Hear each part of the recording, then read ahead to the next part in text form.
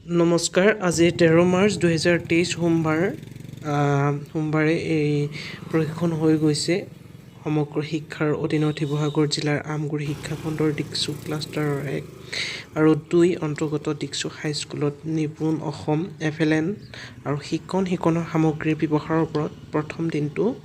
সুচাৰুৰূপে সম্পন্ন কৰিবৰ কাৰণে মই প্ৰথমে 9 বজাৰ পৰা আমাৰ কাৰ্যসূচী দিয়া হৈছিল 9 বজাৰ মই আগতে উপস্থিত হ'লোহি আৰু এয়া মোৰ বাইদেউ আহি আছে আমাৰ বিদ্যালয়ৰ হেড বাইদেউ এয়া ছাৰে উঠাই লৈ আহিছে বাইদেউক বাইদেউ পালেহি ছাৰৰ সৈতে ধুনীয়াকৈ ৰৈ আছোঁ বাইদেউ সুধিছে কেতিয়া পালাহি মই ক'লোঁ অলপ দেৰি হৈছে আপুনি পোৱাৰ আগতে এয়া যদিও প্ৰথম দিনৰ কাৰণে 9 বজাৰ পৰা প্ৰশিক্ষণ আৰম্ভ হোৱাৰ টাইম দিছিল তথাপিতো প্ৰশিক্ষণ পুৱা 10 বজাৰ পৰা আৰম্ভ হৈছে পোনপ্ৰথমে দিকচু মণ্ডল সংমণ্ডল CRC ছাৰ কুমুদ গগৈ ছাৰে দিকচু হাইস্কুলৰ প্ৰধান শিক্ষক শ্ৰদ্ধাৰ অপূৰ্ব কলিতা ছাৰৰ সৈতে চিনাকি কৰাই দিয়ে এয়া অপূৰ্ব কলিতা ছাৰ তেখেতে প্ৰশিক্ষণৰ শুভ উদ্বোধন কৰে দিকচু হাইস্কুলৰ প্ৰধান শিক্ষক তেখেত এয়া শুনক উদ্বোধন কৰিছে দুটামান কথা কওঁ বেছি নকওঁ উদ্বোধক হিচাপে ঢেৰ ক'বলগীয়াও নাই বা এতিয়া শুনিবলগীয়াও ঢেৰ নাই ছাৰে উৎসাহমূলক চমু বক্তব্যৰে প্ৰশিক্ষাৰ্থীসকলক উৎসাহ যোগায় ইয়াৰ পিছতে প্ৰাৰ্থনাৰে প্ৰশিক্ষণ আৰম্ভ কৰা হয় এয়া প্ৰাৰ্থনা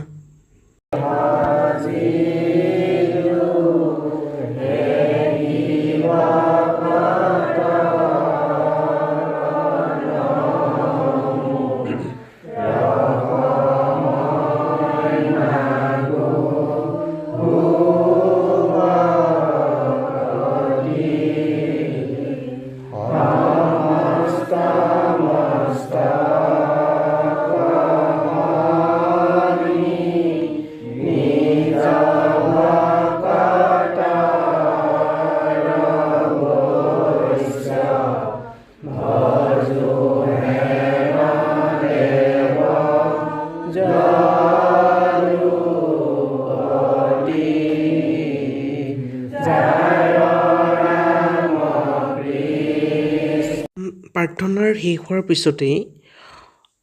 নিপুণ অসমৰ ওপৰত সংকল্প লোৱা হয় এয়া সংকল্প আহক আমি সকলোৱে মিলি প্ৰত্যেক শিশুৱে বুনিয়াদী দক্ষতা আহৰণ কৰিব পৰাকৈ অনুকূল পৰিৱেশ গঢ়ি তুলিবলৈ সংকল্প লওঁ আহক আমি সংকল্প লওঁ বিদ্যালয়খন এনে এখন ঠাইলৈ ৰূপান্তৰ কৰিবলৈ য'ত শিকন আনন্দপূৰ্ণ আৰু অভিজ্ঞতা ভিত্তিক হয় য'ত শিশুৱে নিজৰ ভাষা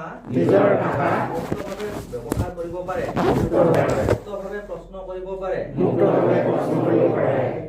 খেলিব পাৰে আৰু য'ত প্ৰতিগৰাকী শিশুৰ প্ৰতি সন্মান প্ৰদৰ্শন কৰা হয় আহক ঘৰ আৰু বিদ্যালয়খনক এনে এখন ঠাইলৈ ৰূপান্তৰ কৰোঁ য'ত শিশুৱে বহুত সহকাৰে উদ্দেশ্য সহকাৰে লিখিব পাৰে প্ৰশিক্ষণত শ্ৰদ্ধাৰ RP দিগন্ত ছাৰে নিপুণ অসম নাচ FLN তথা বুনিয়াদী সাক্ষৰতা আৰু সাংখ্যিকতাৰ নতুন শিক্ষানীতিৰ শিক্ষাৰ গাঁথনি 5+3+3+4ৰ ওপৰত প্ৰশিক্ষণ প্ৰদান কৰি ফিডবেক হিচাপে kahu.it লগ ইন কৰাই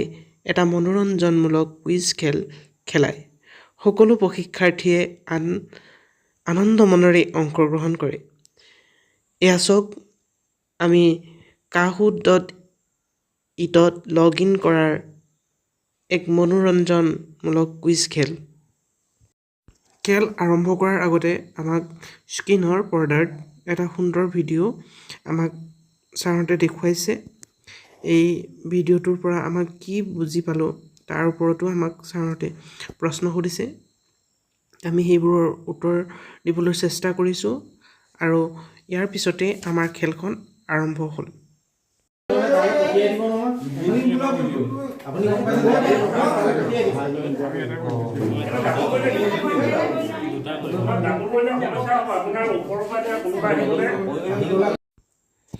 খেলখন শেষ হোৱাৰ পিছতেই আমাৰ গেমৰ শেষত ফাৰ্ষ্ট ছেকেণ্ড থাৰ্ডক পুৰস্কাৰে পুৰস্কৃত কৰে আৰ পি ছাৰসকলে ইয়াৰ পিছতে আৰ পি শ্ৰদ্ধাৰ চাৰিদুল ছাৰে সাক্ষৰতা শিক্ষণৰ মৌলিক প্ৰক্ৰিয়াৰ ওপৰত প্ৰশিক্ষণ প্ৰদান কৰে সাক্ষৰতা কি শিশুৱে ভাষা কেনেকৈ আয়ত্ত কৰে ইত্যাদিৰ ওপৰত সুন্দৰভাৱে প্ৰশিক্ষণ প্ৰদান কৰে লগতে আমাক গৃহকাৰ্য হিচাপে কেইটামান আখৰেৰে শব্দ আৰু বাক্য বনাবলৈ দিয়ে ইয়াৰ পিছতেই ছাৰে চাৰিটাকৈ গ্ৰুপ বনাই প্ৰত্যেকটো গ্ৰুপতে ক্ৰমে মৌখিক ভাষা পাঠোদ্ধাৰ পঠন লিখনৰ ওপৰত DLM প্ৰস্তুত কৰি 10 মিনিটৰ মাইক্ৰ' টিচিং কৰিবলৈ দিয়ে প্ৰথমে গংগা দলৰ গ্ৰুপৰ নামটো হৈছে গংগা দল এই গংগা দলৰ ছাৰ বাইদেউহঁতে এয়া প্ৰথমে মাইক্ৰ' টিচিঙৰ কৰিবলৈ লৈছে DLM প্ৰস্তুত কৰি বলকচোন এয়া কেনেকৈনো তেওঁলোকে মাইক্ৰ' টিচিং কৰিছে তাৰে অকণমান দেখাম আপোনালোকক প্ৰশিক্ষণৰ পিছতে DLM প্ৰস্তুত কৰি প্ৰত্যেকটো গ্ৰুপকে 10 মিনিটকৈ মাইক্ৰ' টিচিং কৰিবলৈ দিয়াৰ পিছতে দুপৰীয়া আহাৰৰ বাবে ব্ৰেক টাইমৰ ব্যৱস্থা কৰা হয়